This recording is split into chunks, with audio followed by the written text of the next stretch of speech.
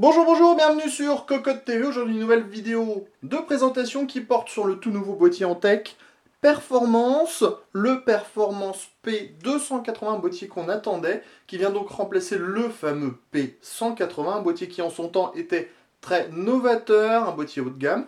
Aujourd'hui, la marque nous revient donc avec un nouveau boîtier qui, on l'espère, fera mieux que le Solo 2 qu'on a testé dernièrement. Vous allez le voir, on va vous le dire tout de suite, il y a vraiment de gros progrès, surtout au niveau du châssis. Puis en plus, vous allez le voir, le prix n'est pas forcément excessif. On est sur une base de 140 $. On attend le tarif pour la France. On est sur un boîtier en XL ATX avec beaucoup de place à l'intérieur. Allez, on passe tout de suite à la découverte de ce dernier avec la façade dans un premier temps, qui est bien dans la tradition performance avec un plaquage en aluminium, un siglage Antec dans le bas et les prises additionnelles directement accessibles avec deux audios, deux USB 2.0, deux USB 3.0.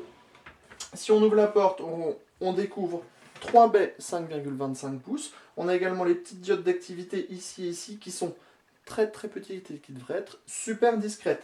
Enfin, dans le bas, on a un gros filtre amovible, ça c'est plutôt bien, et la possibilité de placer deux ventilateurs en 120 mm. On aurait peut-être préféré que les ventilateurs soient présents. Comme toujours, le plastique est plutôt de bonne qualité, la porte semble super solide. Bref, c'est du Antec, il n'y a pas de souci à ce niveau-là.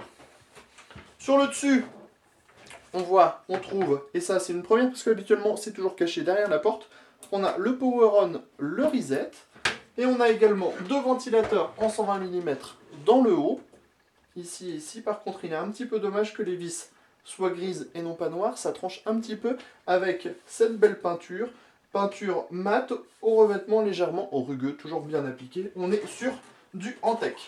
Sur le côté, on le voit, c'est noir, très noir, sans ouverture, par contre avec un petit dispositif ici. Alors bien sûr, ça va sûrement pas se défaire. On a directement un accès au filtre de l'alimentation. Sur le côté, ça c'est pas mal, c'est une bonne idée. On passe à l'arrière. Alors au niveau du poids, même si le boîtier est gros, on est sur une base de 10 kg, ce qui est très raisonnable. À l'arrière, on trouve ici les différents potentiomètres qui permettront de gérer les trois ventilateurs, selon deux modes, low ou medium, low ou high, pardon. On a ici un ventilateur en 120 mm, l'emplacement de la plaque de la carte mère, ici une petite grille qui permettra à l'air chaud accumulé derrière la carte mère de s'évacuer. Deux passe-cloisons solides et gros. On a ensuite 1, 2, 3, 4, 5, 6, 7, 8, 9 slots d'extension. Et enfin, l'emplacement de l'alimentation dans le bas. Allez, on passe sur le boîtier. Un petit peu de musculation. On trouve les patins avec du silicone. Ça, c'est typiquement Antec et c'est très efficace contre les vibrations. Et on a l'emplacement de l'alimentation. On va rentrer à l'intérieur du boîtier pour découvrir ce nouveau châssis que propose Antec. Vous le voyez, on a laissé la porte en place, puisque comme assez souvent chez Antec maintenant, on a le droit à un doublage à l'intérieur, tout ça pour limiter les vibrations et le bruit. C'est une bonne chose de le retrouver sur ce P280. Au niveau du châssis, vous allez voir, c'est vraiment une excellente surprise. On a un châssis classique et moderne, et ça c'est plutôt une bonne chose, ça nous change. On a tout d'abord les 3 baies 5,25 pouces avec enfin un montage sans vis via un système automatique. Ça c'est plutôt une bonne chose. En dessous, on retrouve une cage HDD à 90 degrés, ça aussi c'est une très bonne chose.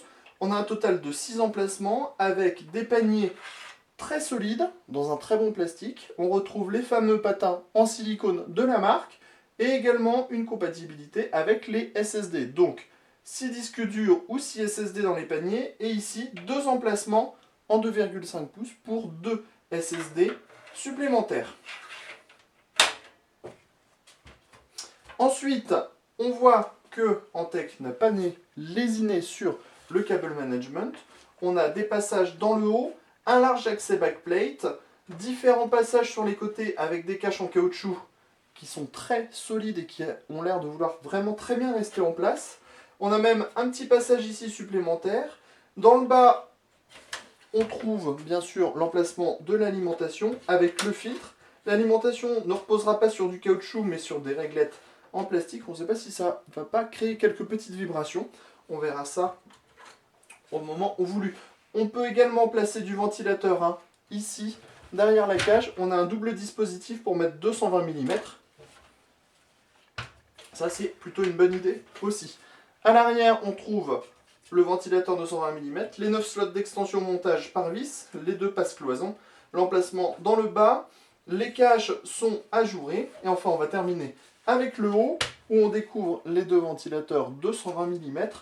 Voilà ce qu'on pouvait dire pour le moment sur ce P280, qui est plutôt une excellente surprise, puisque on s'attendait plutôt à un châssis un petit peu vieillot, et c'est pas le cas. Antec a bien réagi. On a toujours cette bonne qualité de construction typique à Antec, et on va vous dire à bientôt sur cocotte land.com pour pouvoir découvrir le boîtier en test complet.